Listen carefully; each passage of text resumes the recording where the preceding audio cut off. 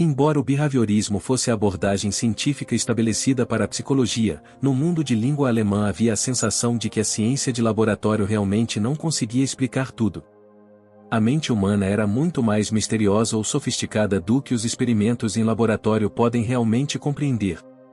Portanto, isso levou a outra abordagem na psicologia que ficou conhecida como psicanálise, que tem suas raízes no estruturalismo alemão de Wilhelm Wundt, considerado o pai da psicologia moderna. Em vez de confiar no comportamento, a psicanálise concentrou-se na compreensão da consciência através de dois métodos. Primeiro, eles analisaram a doença mental e perguntaram por que a mente fica doente. Segundo, eles olhavam para os sonhos e perguntavam por que sonhamos. Isto levou os primeiros psicanalistas à conclusão de que a consciência é mais complexa do que podemos ver ou compreender. Deve haver outro nível de consciência que não esteja prontamente disponível para nós. Isso ficou conhecido como subconsciente ou inconsciente. Dois dos psicanalistas mais importantes foram o austríaco Sigmund Freud e o suíço Carl Jung. Portanto, nesta sessão discutirei suas abordagens à psicologia, suas semelhanças e diferenças na batalha do inconsciente. Embora as gerações anteriores de psicólogos estudassem psicologia em laboratório, por meio da psicologia experimental, alguns psicoterapeutas atuavam na área que lidava com pessoas com problemas mentais, de modo que seu estudo não se baseava em experimentos de laboratório em animais ou humanos, mas abordava a psicologia por meio da observação de campo. Na época, o behaviorismo era a abordagem dominante da psicologia, na qual os estudos eram baseados em experimentos. No entanto, nessa época, uma nova abordagem da psicologia emergiu dos campos, ou seja, manicômios, hospitais e clínicas psiquiátricas onde psicólogos observavam seus pacientes e descobriam a existência e o poder do subconsciente. Um dos primeiros pioneiros da psicanálise foi o médico francês Pierre Janet, que é acreditado por ter influenciado Sigmund Freud e Carl Jung. Porém, quando se trata de estabelecer a psicanálise, são Freud e Jung que se destacam. Sigmund Freud, muitas vezes chamado de pai da psicanálise, e o suíço Carl Jung concordaram que o inconsciente é talvez uma parte mais poderosa da consciência. Apesar da semelhança em focar no inconsciente como a melhor fonte de compreensão da mente humana, eles também apresentavam algumas diferenças. Sigmund Freud, nascido em 1856 e falecido em 1939, era psicoterapeuta praticante em Viena, capital do Império Austro-Húngaro e uma das cidades mais sofisticadas do mundo na época. Apesar de sua sofisticação e riqueza, havia muita gente com problemas mentais. Mas por que uma cidade tão rica teria tantas pessoas sofrendo de problemas psicológicos? Materialmente, as pessoas eram ricas e tinham poucas preocupações com relação às necessidades de sobrevivência, como comida e abrigo. Tinha que haver algo mais profundo do que apenas as necessidades materiais que nós, humanos, desejamos. Com a ciência diminuindo a credibilidade religiosa, as pessoas perderam a fé em Deus e na Igreja. Agora cada pessoa tinha a responsabilidade de encontrar um significado sólido para suas vidas. É mais fácil falar do que fazer. Então Freud percebeu que deve haver algo mais profundo do que temos consciência. Freud assumiu a tarefa de compreender o que está por trás da mente consciente. Tal como os seus antecessores, ele adotou uma abordagem estruturalista da consciência e criou uma estrutura de 3 níveis: o consciente, o pré-consciente e o inconsciente. Ele concluiu que o inconsciente era o poço mais profundo e a fonte de água de alguns de nossos pensamentos e experiências. Em outras palavras, é a besta inconsciente oculta que determina parte do que pensamos e fazemos. Em filosofia, Schopenhauer chamou isso de vontade cega. Devo também salientar que tanto Schopenhauer como Freud foram influenciados pela filosofia hindu, mais especificamente pelo conceito de Maya, que é muito complexo, mas, dito de forma simples, significa que o mundo em que acreditamos nada mais é do que uma ilusão ou uma máscara que colocamos. À medida que passamos pelo ciclo de reencarnação. Atman ou Brahman, por outro lado, é a realidade imutável ou o verdadeiro eu que só pode ser compreendido através da meditação vigorosa e da compreensão consciente. No hinduísmo Maya é a realidade percebida. Atman ou Brahman é a verdadeira realidade que também é a realidade consciente. Schopenhauer chamou a verdadeira realidade de vontade e a percepção dessa vontade como representação. Em outras palavras, sabemos que a realidade é muitas vezes uma ilusão e que a verdade está em algum lugar mais profundo, apenas revelada a nós através da escavação ativa, ou seja, meditação e estar conscientemente no presente. Freud, como clínico, encontrou pacientes que sofriam de histeria. Ele aprendeu rapidamente que quando se pedia aos pacientes que descrevessem suas fantasias ou alucinações, o simples ato de expressar esses pensamentos os aliviava da doença. Ele concluiu que muitas doenças mentais como ansiedade, fobias, histeria e paranoia foram causadas por uma experiência ruim do passado que ficou armazenada em seu inconsciente. Em vez de esquecer esses traumas, os pacientes devem tê-los guardado em algum lugar da memória inconsciente. Em outras palavras, nossas experiências não desaparecem, mas permanecem conosco, muitas vezes escondidas da nossa mente consciente. Não foram forças externas, como Deus ou o destino, que levaram a mente humana à loucura, mas foram todas internas. Foi aqui que Freud compreendeu o poder e também o alcance da mente inconsciente em nossa vida consciente. A mente consciente é apenas uma pequena parte da nossa psique. Existe um mundo totalmente novo que fica abaixo da mente consciente e toma algumas de nossas decisões e determina algumas de nossas experiências. Assim como um iceberg, a consciência é apenas a ponta e está sempre à mercê do que está oculto. No entanto, é um processo um tanto dinâmico entre o consciente, o pré-consciente e o inconsciente. Assim como um iceberg que flutua, revela diferentes partes em momentos diferentes. Enquanto a ciência e a tecnologia tornavam a vida dos europeus mais confortável e previsível, a mente inconsciente era a fonte de todo o caos que uma pessoa pode experimentar. Por outras palavras, por mais ordenado e seguro que seja o mundo exterior, a mente inconsciente é a principal fonte dos nossos problemas psicológicos, muitas vezes causados por coisas que nos aconteceram há muito tempo no nosso passado e, em alguns casos, no nosso passado ancestral. O inconsciente é também o lugar onde residem os impulsos animalescos mais profundos. Por exemplo, nossos desejos instintivos e muitas vezes ilimitados por comida e sexo. Como disse Schopenhauer, a vida oscila como um pêndulo para frente e para trás entre a dor e o tédio. Na mente inconsciente, segundo Freud, não há liberdade de expressão, mas muitas memórias reprimidas e emoções reprimidas.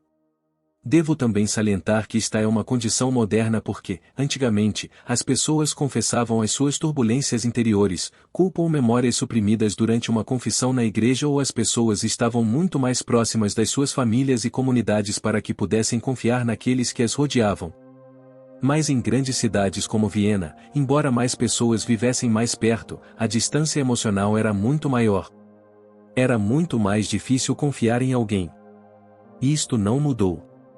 Hoje, a maioria das pessoas vive em cidades, mas nos sentimos mais solitários do que nunca. Embora esses conflitos ocorram lá embaixo, no nível consciente, eles nos causam muita dor, sofrimento e até doenças mentais graves. Porque eles não encontram local para desabafar. É como morar em um apartamento cercado de vizinhos barulhentos que brigam e fazem barulho constantemente. E não há escapatória. Em algum momento você perde o controle e bate na porta deles. Nosso inconsciente trava uma batalha titânica entre forças opostas, seus desejos atingindo paredes de tijolos, seus impulsos sem resposta, o que pode causar turbulência. É claro que nossa mente racional e consciente tenta domar a fera, mas nem sempre temos sucesso. Quando a mente racional e consciente fica sobrecarregada, temos problemas mentais. Então, como lidar com os problemas da mente inconsciente? Freud ofereceu um tratamento realmente único. Foi tão simples que se tornou revolucionário. Ele não inventou a roda. Ele simplesmente copiou um método centenário. Durante centenas de anos, as pessoas foram à igreja para confessar os seus pecados. O simples ato de falar foi suficiente para aliviá-los da dor da culpa ou do trauma que guardavam dentro de si. O mero ato de expressão os aliviou de sua turbulência emocional. Freud fez o mesmo. Ele abriu uma igreja. Não, ele pedia aos seus pacientes que relaxassem numa cadeira confortável e conversassem, o que ficou conhecido como psicoterapia ou simplesmente o cura pela fala. Hoje, milhões de pessoas, principalmente em países ricos, recebem este tratamento dos seus terapeutas. Nos países pobres, as pessoas não podem pagar, ou talvez uma explicação mais razoável seja que a vida lá fora é mais difícil do que dentro. Então, quando você está no modo de sobrevivência, sua mente está focada em viver mais um dia e sua mente tem menos tempo para criar problemas para você internamente. Mas quando temos comida suficiente e vivemos uma vida confortável, a luta move-se dentro da nossa psique. Freud percebeu que a civilização era uma das principais causas de mais doenças mentais, pois limitava a liberdade individual como animal agressivo. Na natureza, a doença mental talvez não esteja na sua lista de prioridades enquanto você luta contra elementos e animais selvagens. Isto se tornou a base da filosofia de Michel Foucault de que a loucura e a civilização muitas vezes andam de mãos dadas. Devo também mencionar que a cura pela fala consistia tanto em deixar escapar, mas também em alguém ouvir você. A maioria de nós vive uma vida solitária nas grandes cidades, então ter alguém que ouve você, sozinho, sem gritar, é incrivelmente poderoso. Portanto, seu terapeuta está fazendo o trabalho de seu parceiro, pais, amigos ou colegas que não ouvem você. Portanto, a terapia consiste tanto em deixar as coisas saírem, quanto em ter alguém que possa lhe emprestar seu tempo e ouvir. É claro que, nos tempos modernos, você paga por esse serviço. As provas de Freud. A teoria do inconsciente de Freud parece clara, mas que evidências ele mostrou de que realmente temos uma mente inconsciente? Ele ofereceu 4 evidências. Se vulcões e fontes termais são evidências de rocha derretida sob a crosta terrestre, então deveria haver alguma evidência para a mente inconsciente. A primeira evidência do inconsciente de Freud foram as doenças mentais vivenciadas por seus pacientes. Eles eram fisicamente saudáveis, então por que deveriam sofrer desses problemas psicológicos desconhecidos? Ele os ouviu descrever seu estado mental e suas memórias de infância. Em outras palavras, eles estavam experimentando histeria ou alucinações, muitas vezes de forma muito aleatória. Isso lhe provou que deve haver um inconsciente subjacente. A segunda evidência do inconsciente apresentada por Freud foram os sonhos. Todos nós sonhamos. É universal entre todos os humanos, jovens, idosos, homens, mulheres e em todas as culturas. Para Freud, os sonhos são a forma como o nosso inconsciente nos comunica sobre nossos impulsos e desejos mais profundos. Muitas vezes desejos reprimidos desde a infância. A terceira evidência de Freud são nossos erros verbais. Ele argumentou que nossos desejos reprimidos também chegam até nós por meio de simples erros verbais, que hoje conhecemos como o deslize freudiano, que é outra forma de compreender o inconsciente. Nossa mente consciente luta para manter certas coisas sob controle, mas de vez em quando, involuntariamente distribuímos o que realmente desejamos. Por exemplo, em vez de dizer gosto dos seus livros, você pode dizer gosto dos seus seios se sentir atraído pela mulher. Eu fiz isso. Finalmente, Freud também estudou a expressão em geral. Por exemplo, muitos romancistas escrevem contos de ficção, mas muitas vezes nem os vendem ou nem os mostram a ninguém. Freud chamou isso de ato de catarse. Você se expressa simplesmente porque não consegue dizer às pessoas como se sente. Em outras palavras, você está liberando suas emoções reprimidas nas histórias. Contar histórias ou escrever é um método de catarse tão poderoso que às vezes é usado para tratar pacientes com doenças mentais, pois permite que eles se libertem. A catarse também acontece quando você lê um livro ou assiste a um filme, pois você se sente aliviado quando os personagens com os quais você se identifica na história conseguem o que desejam. Assim, romancistas e contadores de histórias atuam como nossos terapeutas, pois nos permitem expressar o que sentimos por dentro, mas não podemos expressar, ou porque não temos palavras para isso ou nos sentimos socialmente restritos. Hoje, os comentários online são uma forma de tal divulgação. A infância de Freud. Para Freud, as memórias da infância eram as mais poderosas que estavam no inconsciente. Por quê? À medida que crescemos, temos que deixar para trás nosso comportamento, sentimentos e memórias infantis. Mas não podemos realmente deixá-los para trás. Em vez disso, nós os deixamos presos dentro de nós. Nós os suprimimos. Um ótimo exemplo é o romance americano O Apanhador no Campo de Centeio, de J. D. Salinger, sobre um jovem furioso que se recusa a crescer porque vê adultos agindo de forma falsa. As crianças são muito honestas, mas à medida que crescem espera-se que sejam simpáticas e educadas, o que significa muitas vezes serem falsas. Portanto, parte dessa fachada de gentileza é a expressão reprimida, o que significa que na maioria das situações sociais você não pode ser verdadeiramente você mesmo. Outro elemento da vida moderna é o valor da previsibilidade. Dos trens ao horário de trabalho, tudo deve ser previsível como uma máquina. No entanto, o inconsciente é muitas vezes volátil, caótico e inquieto. Nossa mente consciente precisa conciliar a turbulência interna com o previsível mundo exterior. É como domesticar uma fera para se comportar em um mundo administrado como uma fábrica. Esta luta tem um enorme impacto mental à medida que a nossa mente consciente e racional tenta acalmar ou suprimir o nosso inconsciente, um conjunto de impulsos e caos. Consequentemente, cada vez mais pessoas sucumbem sob o peso da demanda moderna para controlar suas emoções. Durante milhões de anos evoluímos animais que vagavam pela natureza e agora vivem em caixas urbanas. Embora a maioria de nós consiga se adaptar a esta vida, alguns não conseguem. Resumindo, Sigmund Freud recorreu a filósofos como Schopenhauer, Nietzsche e outros psicólogos, bem como a filosofia hindu, para compreender que por baixo da mente consciente e racional existe um inconsciente muito poderoso. Ele observou pacientes que sofriam de histeria e outras doenças mentais e permitiu que seus pacientes falassem sobre seus desejos e fantasias mais profundos. Para compreender o inconsciente, ele também estudou sonhos e lapsos de língua para revelar os impulsos ocultos que suprimimos em nosso inconsciente. Embora Freud entendesse o poder da sociedade e da civilização sobre o indivíduo, ele se concentrou principalmente na psicologia individual, em seu próprio inconsciente, em suas próprias memórias e emoções reprimidas, em sua própria infância. Como resultado, ele negligenciou o grupo, a sociedade ou o lado coletivo da nossa consciência. Aí vem outro gigante da psicanálise, Carl Jung, que construiu a psicologia centrada no indivíduo de Freud com uma psicologia mais coletivista. Carl Jung, de 1875 a 1961, foi um psicólogo suíço que se tornou muito próximo de Sigmund Freud, mas depois eles se separaram após algumas divergências. Enquanto Freud estava interessado no indivíduo, no que acontecia em seu subconsciente, em sua infância e em suas lutas internas, Jung olhava para fora. Ele estava interessado nos pontos em comum que todos nós temos, apesar das nossas diferenças culturais ou religiosas.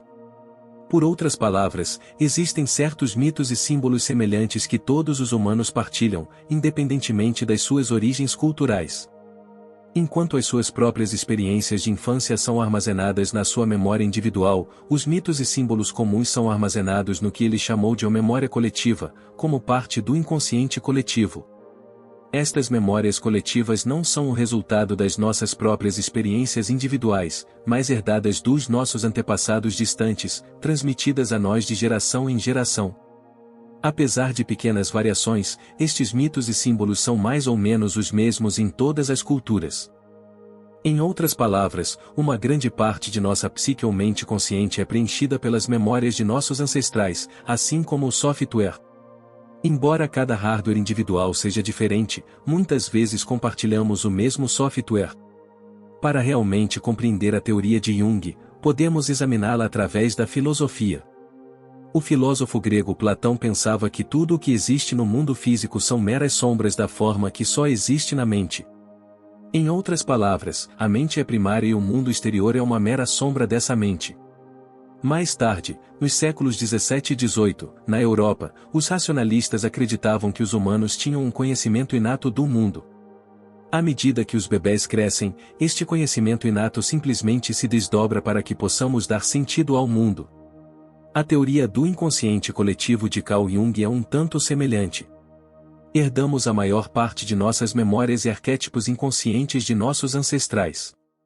À medida que crescemos, simplesmente desdobramos essas memórias para dar sentido às nossas experiências pessoais e construir uma personalidade própria no mundo. Em outras palavras, a maior parte da nossa psicologia nos é dada no nascimento.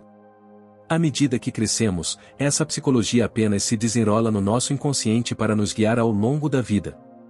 Para o bem ou para o mal, a psique herdada, ou inconsciente coletivo manifestado em mitos e símbolos, determina muitas de nossas crenças, experiências e emoções.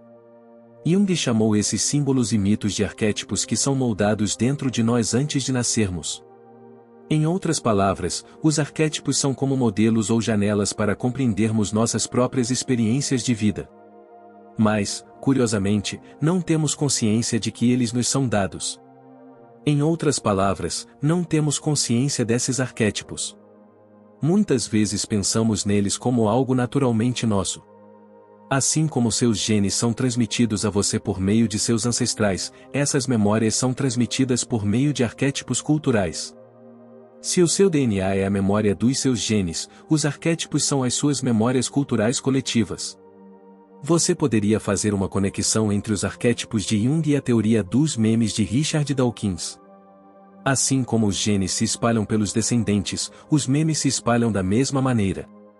Portanto, não só temos uma memória genética dos nossos antepassados, como também possuímos as memórias coletivas inconscientes dos primeiros humanos.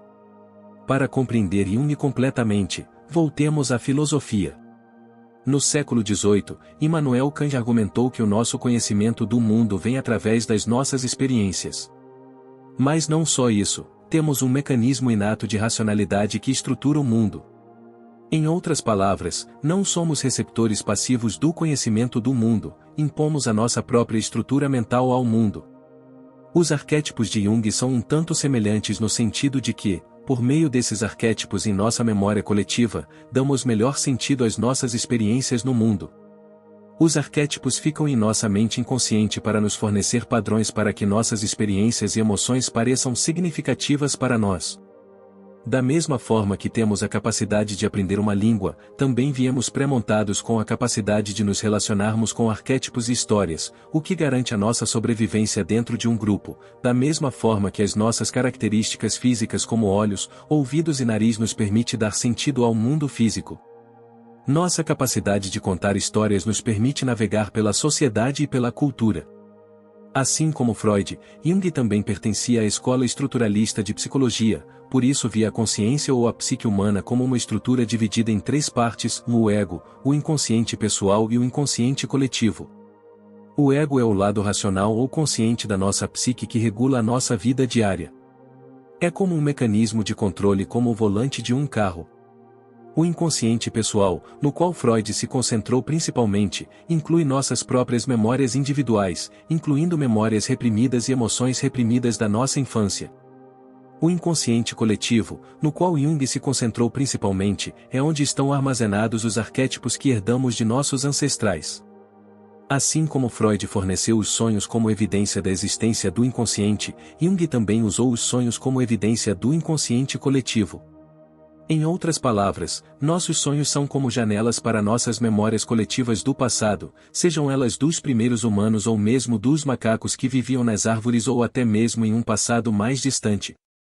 Mas as evidências mais sofisticadas de Jung ou a sua contribuição mais importante para a psicologia não vieram da ciência dos materiais ou da ciência de laboratório, mas da narração de histórias ou da literatura. Janela para o inconsciente coletivo. Enquanto Freud considerava as doenças mentais, os sonhos, os erros verbais e a expressão catártica como evidências da mente inconsciente, quais eram as evidências de Jung para o inconsciente coletivo? Em outras palavras, como ele sabia que estamos programados para nos relacionarmos com arquétipos? Jung examinou uma atividade que todos nós, humanos, compartilhamos. Narrativa. Desde muito cedo as crianças ficam fascinadas pelas histórias e mesmo na idade adulta adoramos histórias. Por quê? Porque as histórias não apenas nos ensinam, mas também têm um profundo impacto emocional sobre nós. Em outras palavras, as histórias nos ensinam sobre o mundo por meio dos erros e triunfos de outras pessoas, mas também nos unem emocionalmente aos outros. Assim como nos relacionamos com a comida, também nos relacionamos com as histórias. A primeira vez que conhecemos pessoas, ficamos desesperados para saber quem são ou qual é a sua história. Na verdade, você poderia argumentar que a maioria das religiões se estabeleceram através de histórias, no centro das quais está a história da criação. Mesmo na era da ciência, nós, humanos, ansiamos que a ciência nos explique a história da nossa origem através de evidências científicas. A maioria das tribos, comunidades, sociedades e até impérios foram construídos com base em histórias e mitos. Sem um mito comum, é difícil unir um império ou uma comunidade. Na verdade, nós, humanos, ansiamos por um significado para nossas vidas. Como você encontra significado? Através das histórias que contamos a nós mesmos. Todas as manhãs acordamos e vamos trabalhar porque acreditamos na história de que nossa vida está caminhando para algum lugar. A depressão ou a ansiedade resultam quando perdemos a fé na história da nossa vida. Portanto, o significado da nossa vida está intimamente ligado às histórias que contamos a nós mesmos. Alguns acreditam em religiões, alguns no sucesso, alguns no amor e alguns na justiça social. Todas essas são histórias que dão sentido à vida das pessoas. As nações são construídas sobre histórias.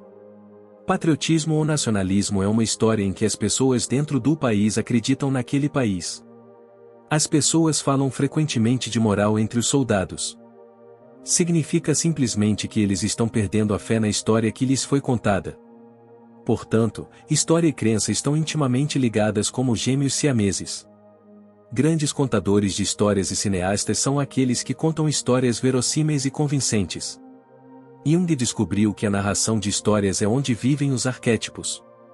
Em outras palavras, os arquétipos são personagens comuns e recorrentes em todas as histórias. Alguns dos exemplos que Jung nos dá são o velho sábio, a velha sábia, o herói, o pai, a mãe, o diabo e assim por diante. Se você observar mitos e histórias, poderá encontrar muitos desses arquétipos em todo o mundo. Jung até chamou o masculino e o feminino de arquétipos, aos quais chamou de animus e anima. Nascemos com características masculinas e femininas, então à medida que crescemos, nos tornamos um arquétipo dependendo do nosso sexo. O homem forte e masculino é desejado pelas mulheres e a suave mulher feminina é desejada pelos homens. Em outras palavras, são personagens refinados através do rio da história. Assim como os seixos são refinados pela água corrente ao longo dos anos e séculos, esses arquétipos são personagens refinados ao longo de milhares de anos de evolução humana. Portanto, esses arquétipos não são resultados da nossa mente consciente, mas da mente inconsciente coletiva. Se as mulheres adoram ler sobre um homem forte masculino como em 50 tons de cinza, não porque seja um conceito ocidental, mas é porque as mulheres, em um nível inconsciente, estão programadas para buscar esse arquétipo como companheiro. Da mesma forma, a psicologia masculina anseia por uma mulher feminina. Por que arquétipos? Agora você pode perguntar por que esses arquétipos surgiram. A resposta simples está em nossa biologia evolutiva.